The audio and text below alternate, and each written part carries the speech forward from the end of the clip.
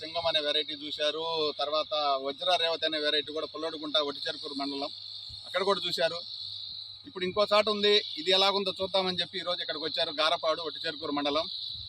అది ఎలాగుంది, ఎంతకు దిగుబడి వచ్చింది, ఆ వైరస్ని కానీ ఆ వాతావరణాన్ని కానీ తట్టుకొని అది ఎట్లా వాతావరణం తట్టుకున్నది అనేది, ఆ వెరైటీ గురించి 4 మాటలు వాళ్ళ నోటి ద్వారా విందాము, రైతు సోదరుల అనుభవాలను బట్టి. వీరు కూడా దాదాపుగా 40 నుంచి 30 ఎకరం దాకా పండించే రైతులు. ఇది ఎలాగుందనేది ఉత్తర పక్కకి ఒకసారి వారి మాటల్లోనే విందాము. ఊళ్ళో కాదు, ఇటు శాంతం పల్లె కల్లి రావాలి. ఇది ఏ పల్లె అంటారమ్మా? గారపాడు పల్లె. గారపాడు ఊర్లోకి రమ్మని. కాలవంపడ పల్లె. సుధాకర్ రెడ్డి గారు ఒక్క నిమిషం. ఇది ఏ ఊరు పోయే రోడ్డు? సుధాకర్ రెడ్డి గారు ఒక్క నిమిషం. నిర్మల్ గారు నమస్తే అండి. Variety Sagar Biotech private limited అది వజ్రాని మీరు అంతకుముందు కూడా చూశారు. ఇప్పుడు ఈ రైతు సోదరులు ఏమని చెప్తున్నారు? మీరు ఇక్కడికి తీసుకొచ్చారు కదా. చాలా బాగుందండి, విత్తనం వేసుకోవచ్చు.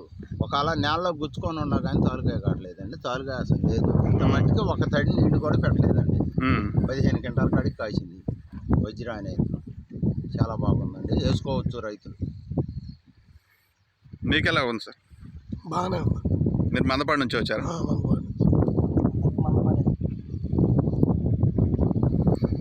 ఇప్పుడు మీరు కదా రైతు, తిక్కిరెడ్డిపాలెం రాజు గారు మీ పేరు.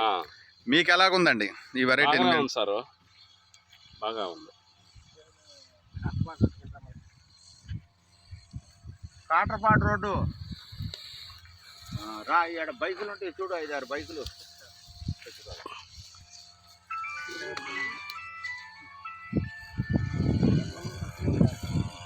పలపాడు.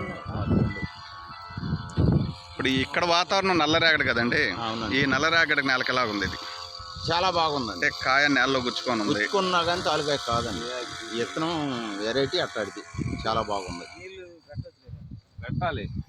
మీకు ఎలాగుంది? బాగానే ఉంది, వేసుకోదగ్గది. మరి మీరు విత్తనాలు అందిస్తారో అందేలేరో, వర్షానికి కూడా ఇబ్బంది లేదు, వేసుకోదగ్గది.